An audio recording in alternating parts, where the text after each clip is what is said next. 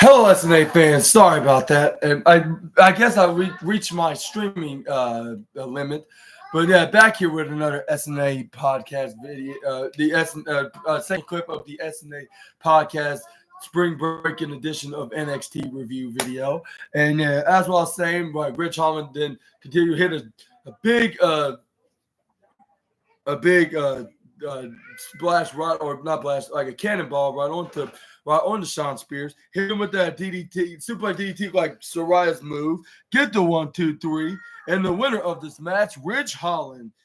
And I want to give ginormous congratulations to the former rugby player. Hopefully there's plenty of more in the future and plenty more that will trust Rich Holland as a safe worker and not a dangerous and unprofessional individual. But let me know in the comments below. Do you think this win was beneficial for Rich Holland, or do you think he needs to do more matches and win more and do it in a safer way, just to convince the everybody everybody in the WWE universe? Let me know in the comment section right down below. This is where we got a backstage segment between Ava and Roxanne Perez. When Ava asked him to come into her office, and she was like, and this is where she tells Ava, she was like, why are you giving me this kind of treatment? Like, I am your current NXT Women's Champion. Like, do you have some kind of vendetta against me? Because why are you putting me in these matches and stuff? Like, if it's some kind of a punishment, and this is where she was breathing heavy and very out of frustration. This is where we got Ava like, relax, like, huh?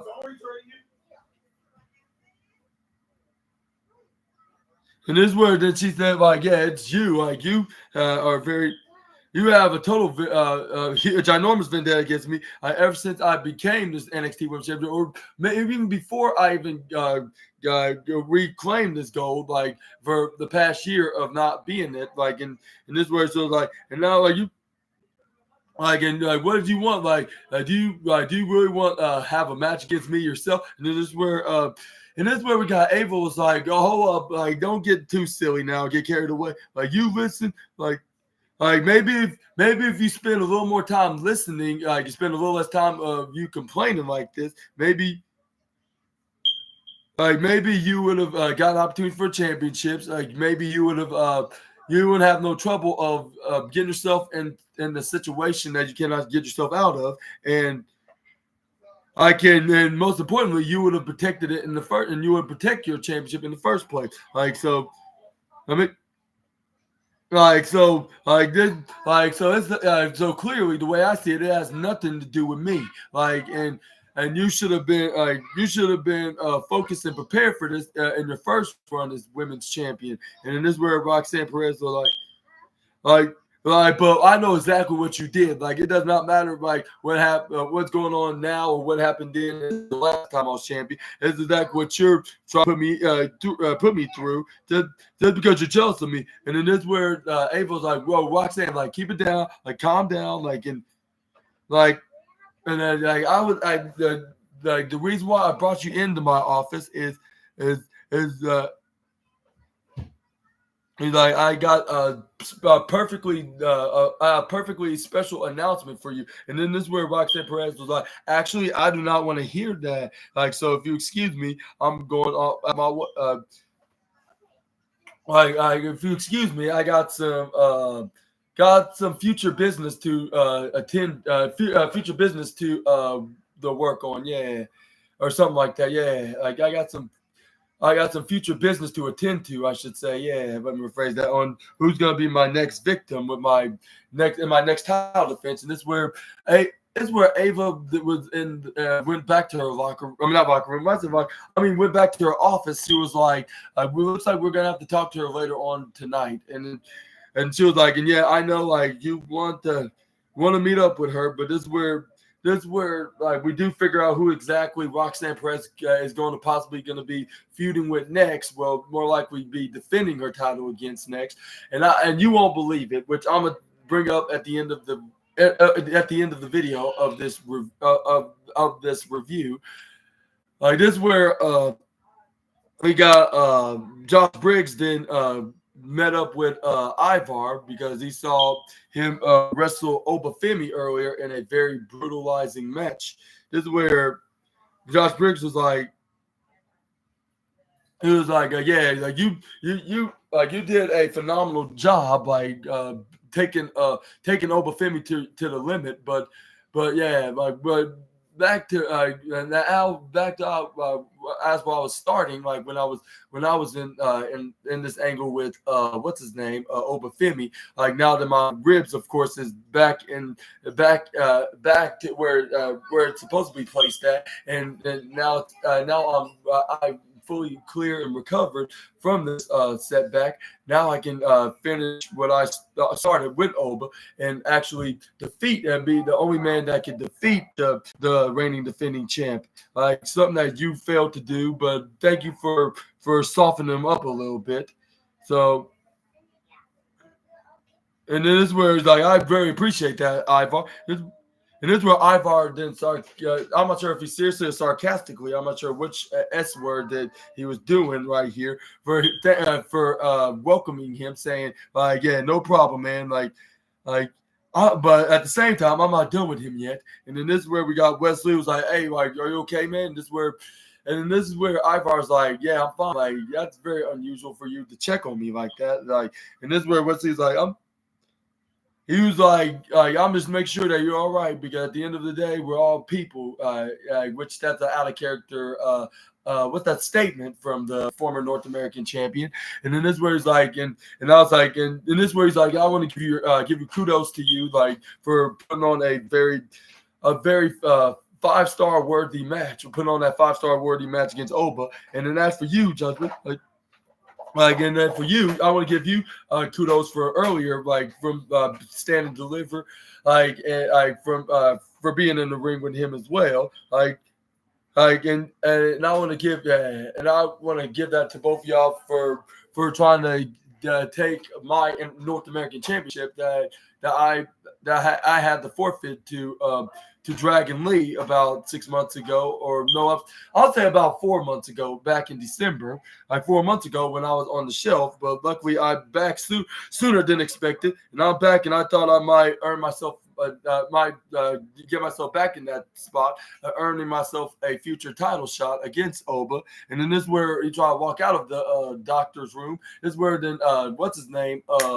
Josh Briggs was like, it stopped him. He was like, whoa, like, yeah, little man, like, you know, like you're not gonna cut right in front of the line and cut me like from getting an opportunity that I've been fighting for. And you know, call the shot. Like this is not like 4 or 5 months ago. Like you know, he was like, and you know what, Wes? Like you know, you should just pack your bags and just leave. Like, and you just need to go back wherever you came from. And then this is where Wesley's like, whoa, like you didn't need to be so disrespectful for no reason.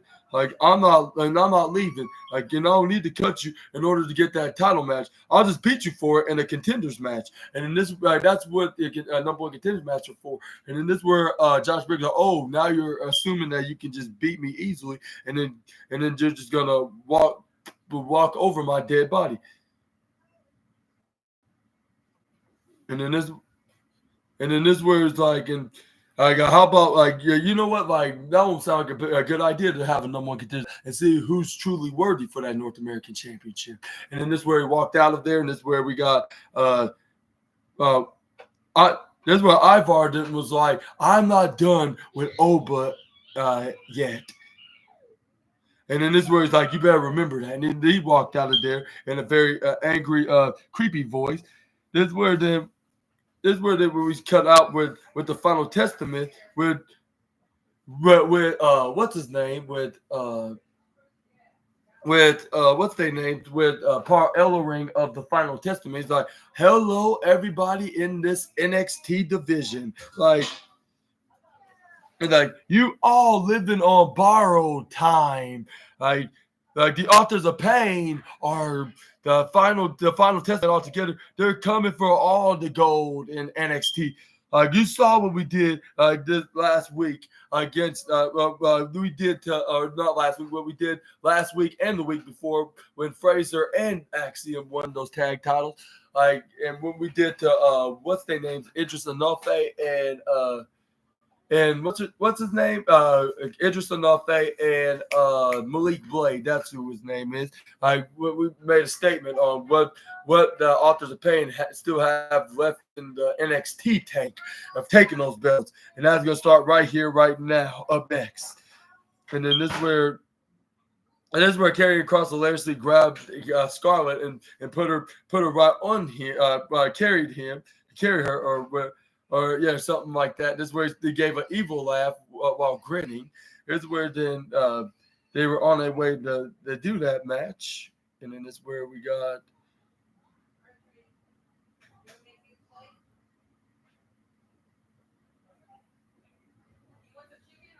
And then this is where we got the D'Angelo family. They were driving down the street. Like this is where they're like this is where they were starting to find out what the weaknesses of the no quarter catch crew did. Like this is where Tony D'Angelo was telling his brother Channing Stacks Lorenzo, the underboss, while he was driving. He was like this is a totally different family. Like, now tell me all the information. Now let me know all about them. Like once you collect some intel on them. And then this is where it was they're definitely gonna be paying up. And this is where. And then this is where this is where we cut off on. And then this is where we're trying to. This is where we're. This is where they drive away. This is where we ride down from the distance. And then I was thinking can Tony D'Angelo can become the Heritage Cup champion? Yeah, it's possible. And do you think he will beat either Charlie Dempsey or Miles Bourne or Damon Kemp for that prestigious trophy championship? Or do you think that the no quarter catch crew is going to retain? Let me know down in the comments below. Do you think they're going to pay or they're going to take care of the rest of them? And we could possibly see the no quarter catch crew get move over to the main roster. Anything's possible at this point, considering what happened to the likes of a certain submission specialist from Philadelphia that's no longer making NXT or any other WWE appearances, all thanks to a rowdy baddest woman of the planet. All thanks to a rowdy and baddest woman of the planet that have to reveal some very inappropriate behavior from him, which is rumor has it that he's like a point inch of a yard away from being future endeavored right now. He's getting trapped right to the edge of a cliff at this point, and then he's nearly about to fall right through it, metaphorically. But anyway, this is where we got the Final Testament coming out in the ring. This is where we got the tag team match. And let me tell you, this was definitely a tag team match you definitely want to watch on any show of NXT. And what if it's a weekly show or even a special edition of the Tuesday night show, or even a PLE of the developmental roster. But anyway, this is where Nathan Fraser and Axiom did not waste no time. They send them to the outside after they were right after the suicide dives right onto them. This is where then we got this is where they both knocked down both Razor and Akam if they're playing a game of tater totter. This is where then they got back in the ring. This is where Nathan Fraser finally took off his vest while they were ready for the match.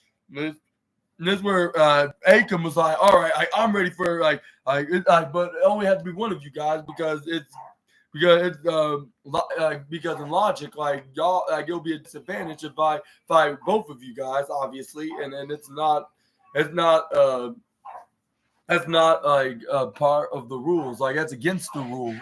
If I had to fight both of you guys, but luckily Nathan Fraser then volunteered to fight Akam. This is where he hits a big clothesline right onto to the reigning defending NXT Tag Team Champions, where he then sent him right to the corner, tags in his brother Razor. This is where then he hits a big boot right into the ribs, which Nathan Frazer was grabbing. I was like, like that shooting pain, and this is where he started kneeing him in the gut and the ribs, like where he got hit with that big boot. This is where we got Razor and toss him to the other side in the diagonal corner from the upper right side to the bottom left. This is where then we got Razor was like, yeah, authors of pain for life in the final testament. And then this is where he was nodding with Karrion Kross, Paul Ellering, and his brother Akam. This is where then he then hit a big right hand to the face. This is where then he tags in Akam back in. This is where he's like double teaming with Nation right to the midsection until they flip Nathan right into the middle of the ring. This is where he try to go for a pin, but Frazer kicks out at 2.6. This is where then we got Akam to start going for a sideways headlock right onto Nathan Frazer. This is where then he tried. This is where Nathan Frazer tried to flip out of it, but he was not so close of getting out of it. So this is where we got. He was not so close, but he almost got out of it, but he just got tossed right into the right side. This is where we got Akam tags back in Razor. This is where he tried to go for a power bomb, but this is where we got Nathan Frazer that did a drop kick right, flips out of it, tags in Axiom. This is where he did the drop kick onto him. This is where we got Axiom trying to go for a mid rope dive right. Excuse me, my bad, but right onto Razor, but he gets clobbered by a big right hand. This is where. And this is where then Akam Razor tags in Akam. This is where he did Irish whip his brother Akam right, double knees right into the face of Axiom. This is where he tried to go for a pin, but Axiom kicks out at 2.2. This is where then they go for a headlock. This is where we got This is where we got Akam then tags in Razor. This is where he snap mirrors him. This is where he hits him with a big right hand while taunting Nathan, saying like, "You're never gonna get tagged right back in because I got your little buddy like in a very difficult situation. Like he's not gonna be able to get himself out of." This is where he started hitting more right hands right into the face of the former Heritage Cup trophy winner and current tag team champion. That's where he sent him right back to his side. This is where we got this is where as soon as Akam got back in, this is where he gets countered by Axiom. This is where he tags in Nathan Frazer. This is where Frazer then started going for a comeback, hit a suicide dive right on to go to Razor, but Razor caught him. This is where luckily Axiom was there to try to suicide dive him, but it was too late because Razor tossed Nathan Frazer right onto the apron, which it blocked Axiom from suicide diving Razor, and he hit face first right onto Nathan's back. This is where then Razor then pushes Nathan Frazer back in the ring. This is where he tells Akam. This is where then tells Akam to tag him in. This is where. He's trying to go for a double power bomb right onto Axiom, or not Axiom, Nathan Frazer, but not double power, no, like a rolling flip, like back suplex position, flips him face first right onto Razor's knee, which he struck him right to the face. This is where he tried to go for a pin. This is where it looks like they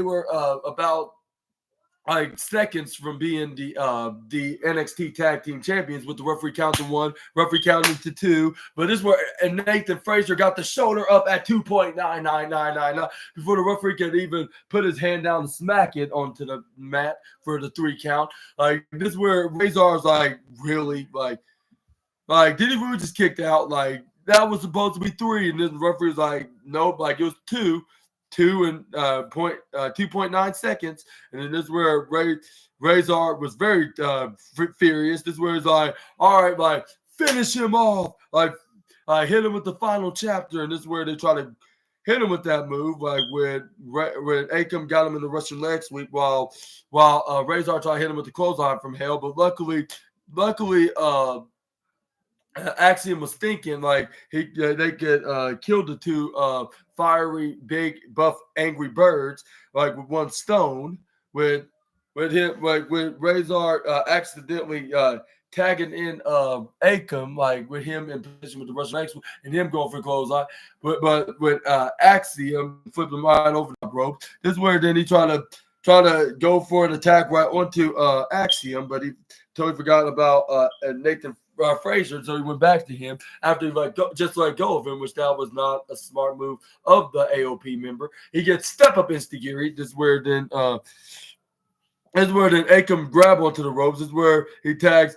This is where they tag. This is where Nathan Frazier tags in Axiom. This is where they hit a double step up instigiri. This is where they put him right up over the top rope, like they hit some kind of a top rope maneuver right onto Akam. But this is where Akam then pushed Nathan Frazier off in the left. But this is where Axiom act very quickly, hit a step up instigiri right onto the head. This is where then he goes up right up on the top rope. This is where then he tried to go for a top rope Spanish fly. But this is where we got Karrion Kross distracted the Akam, so he won't get what's that, Frankensteiner. But this is where the referee spotted that. Hey, I saw you did that. Like, and what I seen was very unfair and very uncalled for. So Karrion, you and your creepy witchy wife make it go back to y'all's locker room because y'all are ejected. And again, you too, Grandpa Ellering, and you go back there with your grandson and your granddaughter-in-law. And then this is where they did not like that. This is where they were very ticked off. After the referee ejected them out of the ring, this is where they start throwing the tantrum like typical heels would do.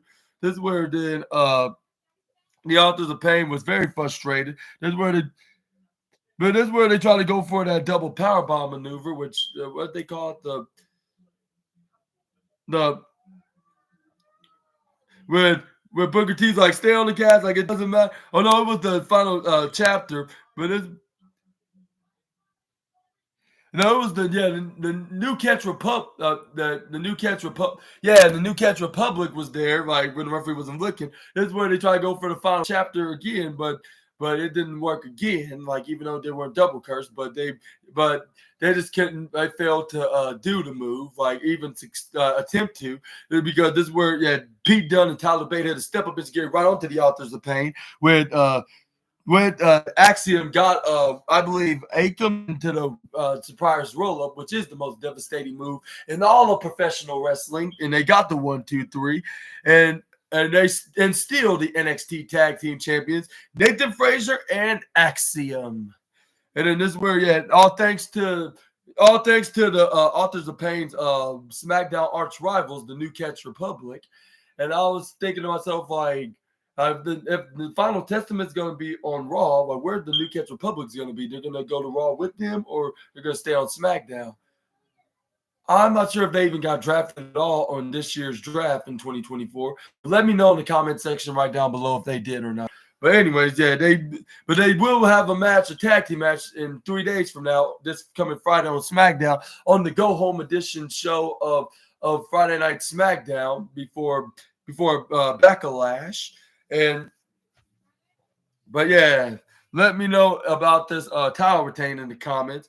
And do you think this deserves like a 4th or 5th place spot in the best match of the night rankings? Let me know in the comments below. But this is where we got Thea Hale was very devastated that her final best friend, Fallon Henley, stabbed her in the back. And this is where she was like, why would she do that to me? Like, it's worse than when JC Jane betrayed me. Like, and I was like, I feel very, very awful for Thea Hale and kayfabe. Like, she just cannot take a break from betrayal. Like, she's simply the female Rey Mysterio of NXT. Like with her, like if it's not one person, it's another. Like with Rey Mysterio first start off with his own son Dominic Mysterio, then it was his pretend son of the LWO Santos Escobar, and then Carlito, like being the next guy of betrayal by attacking Dragon Lee, and then which Rey Mysterio had to replace with Andrade, and it's been replied the second guy that was betrayed Rey Mysterio, which which it was none other than Carlito. We're gonna see Carlito and Dragon Lee gonna either face each other at Backlash or even at WWE King and Queen of the Ring. And when do you think they're gonna have their first match at a premium live event and to start off their rivalry? Let me know in the comment section right down below. But yeah, my point is I just feel bad for poor Mysterio and Hale for being stabbed in the back for way too many times. This is where Andre Chase was like, "It's gonna be okay," and this is where Duke Hudson was like, "Yeah, it's gonna be okay, little sis." And then this is where we got Rich Holland coming in the room. This is where Rich Holland asked Andre Chase, he was like, how's the young lady doing? And then this is where Andre Chase was like, not doing so great. Like, yeah, she. And this is where and then this is where Rich Holland's like, yeah, just checking. Like I was gonna let you guys know that I'll be here for everybody that needs me in this business. I